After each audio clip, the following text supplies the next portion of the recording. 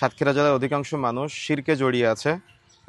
নলতা মাজার, তারপরে এবং আরও সাতক্ষীরা অনেকগুলো গুনাগার ঘাটি মাজার সহ অনেকগুলো মাজারকে কেন্দ্র করে সাতক্ষীরাবাসী সহ সাতক্ষীরা জেলার আশেপাশের আমাদের দিনী ভাই এবং বোনেরা তারা শিরকের মতো ভয়াবহ পাপের সাথে জড়িয়ে আছে। তো আমরা আমাদের দিনী ভাই ও বোনদের সতর্ক করতে চাই।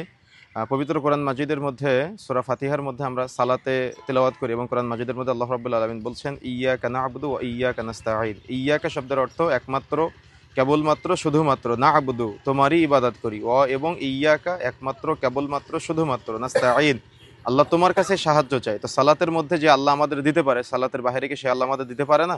অবশ্যই দিতে পারে। আল্লাহকে পাওয়ার জন্য কোনো দালাল ধরা লাগে না। আর আমাদের অধিকাংশ মুসলমানদের পাপ করার পরে, ভুল করার পরে, গুনাহ করার পরে এরকম মাজারে গিয়ে, খানকায় গিয়ে তারা দালাল ধরার চেষ্টা করে।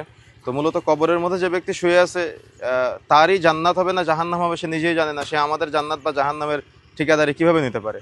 সুতরাং আমরা এই শিরকিয়াতের জায়গার সফর এসেছিলাম, এখান থেকে আপনাদের সতর্ক করতে চাই সাতক্ষীরাবাসীকে যে আল্লাহ রাব্বুল আলামিনের সাথে শরীক স্থাপন করা এটা সবচাইতে বড় পাপ। শিরিক পৃথিবীর সবচাইতে বড় পাপ। যদি আপনি শিরিক করা অবস্থায় মৃত্যুবরণ করেন তাহলে কখনো জান্নাতে যাওয়া যাবে না। সুতরাং যারা সংশ্লিষ্ট আছেন এবং যারা এখানে সবসময় আসেন, নজর মানত করেন, গরু ছাগল দেন, দান সাদাকা করেন, সবাইকে সতর্ক হতে হবে। এগুলোর সাথে সম্পৃক্ত থাকা অবশ্যই শিরকের, তার মানে এটা পৃথিবীর সবচাইতে বড় পাপ। এই জন্য আমাদের বিরত থাকতে হবে ইনশাআল্লাহ। আল্লাহ রাব্বুল আলামিন আমাদের বোঝার তৌফিক দান করুন, সরাসরি আল্লাহর সাথে কথা বলার তৌফিক দান করুন, আল্লাহর সাথে বন্ধুত্ব স্থাপন করার তৌফিক দান করুন, এরকম শিরকের জায়গা থেকে আমাদের বিরত থাকার তৌফিক দান করুন এবং বুঝার তৌফিক দান করুন। আল্লাহুম্মা আমিন। আসসালামু আলাইকুম ওয়া রাহমাতুল্লাহি ওয়া বারাকাতুহু।